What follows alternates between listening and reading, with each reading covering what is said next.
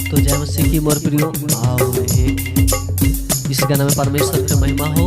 आओ आई गाना के हमारे गाय कर प्रयास करब, बहुत ही पुराना गीत है।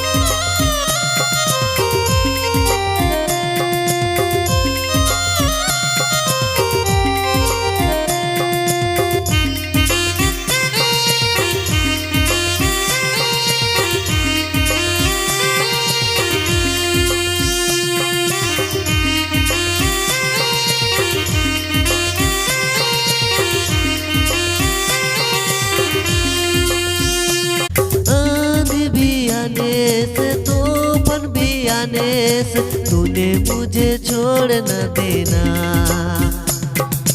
आंधी भी आने से तूफान भी आने से तूने मुझे छोड़ न देना।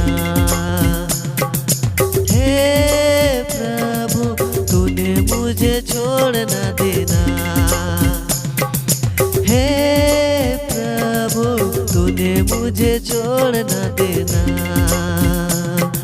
संकट भी आने से विपद भी आने से तूने मुझे छोड़ न देना।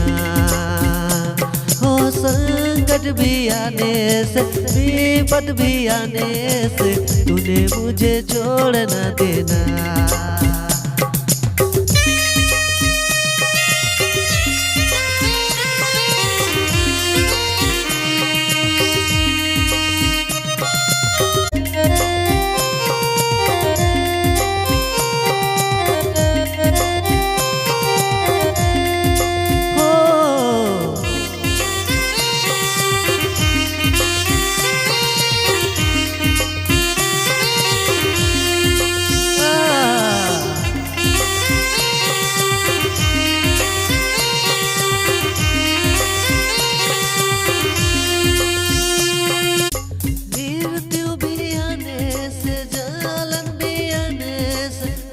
मुझे छोड़ न देना।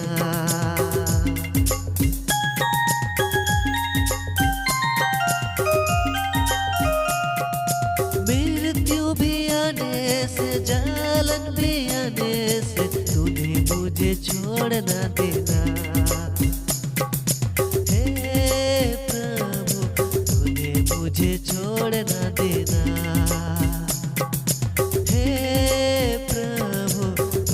मुझे छोड़ न देना। संकट भी आने से विपद भी आने से तूने मुझे छोड़ न देना। संकट भी आने से विपद भी आने से तूने मुझे छोड़ न देना। ओ हे प्रभु तूने मुझे छोड़ न देना। हे प्रभु तूने मुझे छोड़ न देना।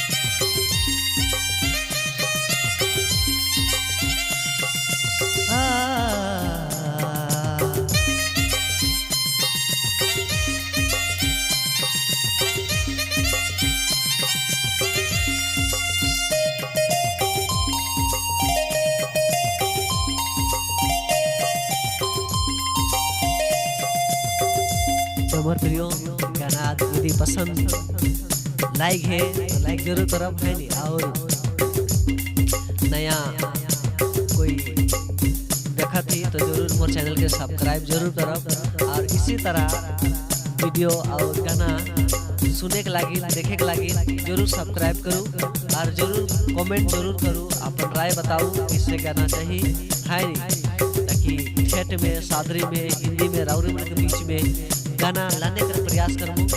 तो राउरी मन के परमेश्वर आशीष करे, राउर के परिवार के, राउर के निकलते समय, ढुकते समय, बाहर जाते समय हर घड़ी परमेश्वर राउर की आशीष करे, काम में काज में, है नहीं। तो फिर राउरी मन से विदा लेके चाहो ना। तो जय मसीह की मर्जी।